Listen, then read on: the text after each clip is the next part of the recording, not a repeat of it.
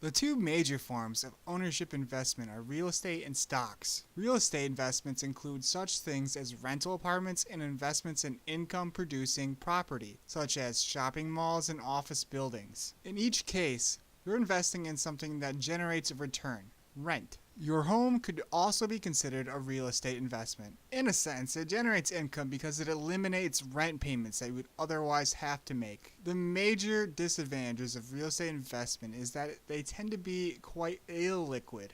That is, when it comes time to sell off your investment, you may have a hard time getting a fair price for it, or even finding someone interested in buying it. The most popular ownership investment is stocks, but the actual ownership isn't of an asset you can hold in your hand or live in. When you purchase 50 shares of General Electric stock, you've purchased a small portion of the General Electric Corporation. Although you own only a tiny fraction of GE, buying stock does make you an owner or equity holder, with equity being another term for ownership. What do you get as an owner of GE? Don't count on any free light bulbs. In the case of common stock ownership, you get a chance to vote for the board of directors, which oversees GE's operations. If GE earns a profit, you'll most likely receive a portion of those profits in the form of dividends, which are generally paid out quarterly. As profits and dividends continue to increase, investors see the stock as more valuable and are willing to pay more to purchase it. Thus, the price goes up.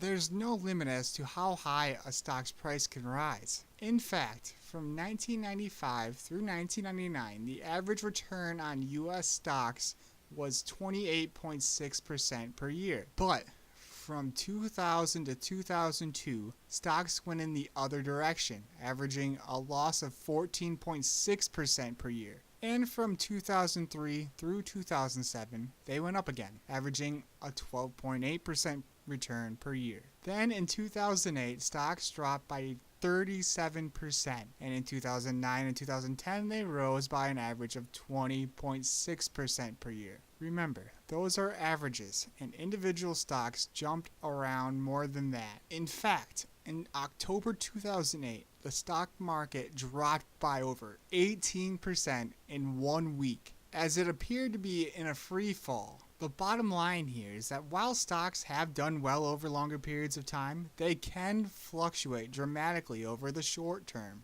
In the case of preferred stock, the dividend is generally fixed, with the preferred stockholder receiving an annual dividend as long as the firm has the cash to pay. You can't vote for the board of directors if you own GE preferred stock unless GE has suffered some financial problems and omitted some preferred stock dividends. Of course, companies must pay the interest to debt holders before they can distribute dividends to stockholders. Thus, if debt such as bonds eats up a company's profits, stockholders get no dividends. Moreover, preferred stockholders take a preferred position to common stockholders. That is, they receive their dividends first. Common stockholders receive their dividends from whatever's left over. This lesson was pulled from Personal Finance, Turning Money into Wealth by Arthur J. Keown, a textbook that was part of one of many finance courses I took in college. I found that this lesson is one of the most important concepts to understand before you start investing. If you found this episode helpful, please give it the thumbs up and share it with your friends. If you feel inclined, please like us on Facebook, subscribe to our YouTube channel, follow us on Twitter and Instagram, and if you really want to, subscribe to Gennecho's weekly newsletter. We will give you all sorts of advice, tips, and strategies to all things finance and investing. Just click the link below and enter your name and email in the form provided. Thank you so much for watching and have a great day.